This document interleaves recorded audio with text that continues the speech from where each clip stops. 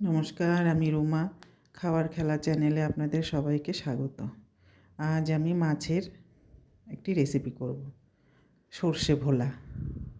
এবার মাছটা ভালো করে ধুয়ে নুন হলুদ মেখে পাশে রেখে দিয়েছি। আর কড়াই বসিয়ে তেল দিয়ে তেলটা গরম করতে দিয়েছি। তেল যখন গরম হয়ে যাবে তখন একটু নুন ছিটিয়ে দেব, যেরকম আমি সবসময় দিয়ে থাকি। এবার মাছগুলো যে মাখা ছিল সেই মাছগুলো কড়াইতে দিয়ে ভেজে নেব। আর এই মাছগুলো কিন্তু একটু কড়া ভাজাই করতে হয়। এবার মাছগুলো দিয়ে ভালো করে ভেজে নেব। দেখুন, বেশ লাল লাল করে ভেজে নিয়েছি। এবার মাছগুলো যখন ভাজা হয়ে যাবে তখন একটা থালায় উঠিয়ে নেব।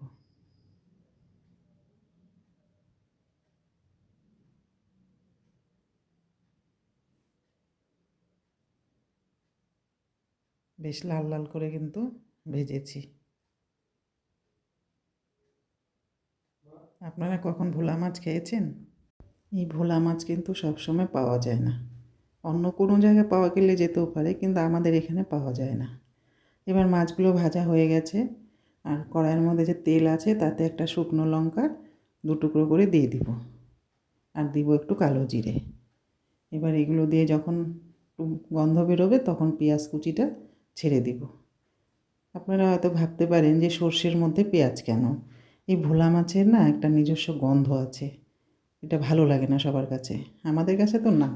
তাই আমি একটু পেঁয়াজ কুচি দিয়ে রান্না করি। এবার পেঁয়াজটা যখন ভাজা ভাজা করতে থাকবো, ওদিকে আমি একটা মিক্সির বাটিতে একটু সাদা সর্ষে আর একটু পেঁয়াজ দিয়ে পেস্ট করে নিব। খুব মিহি করে পেস্ট করে নিব।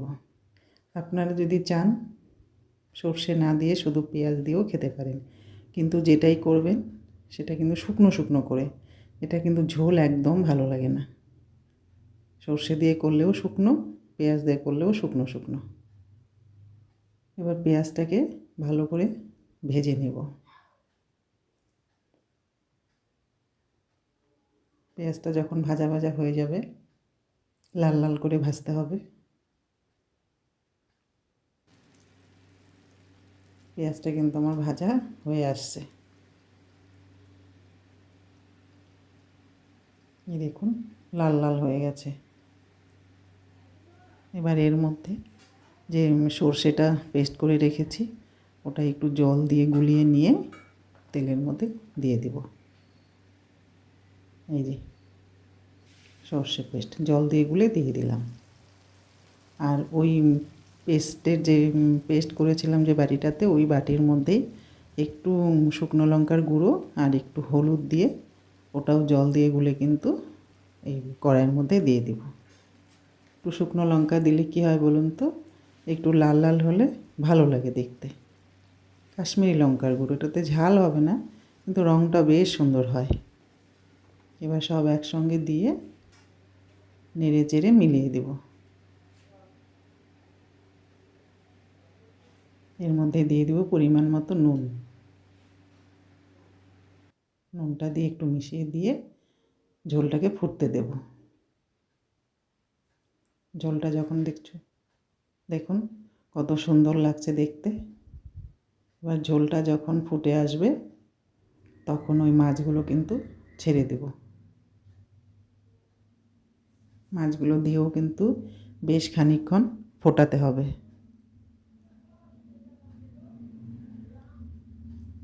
ঝোল কিন্তু ফুটে আসছে। এবার মাছগুলো দিয়ে দিলাম। মাছগুলো দিয়ে একটু মিশিয়ে নেব।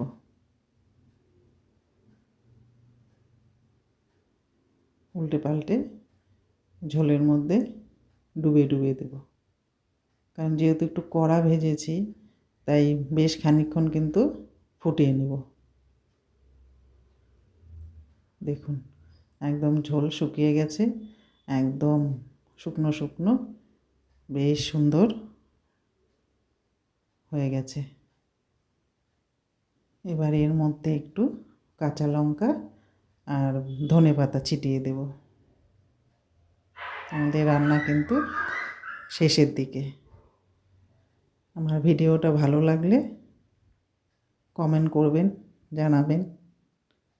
আপনারা যদি করে থাকেন কিভাবে করেন সেটা জানাবেন, আর আমার পাশে থাকবেন। ভিডিওটা আমি তাহলে এখানেই শেষ করব। দেখা হবে পরের কোনো ভিডিওতে।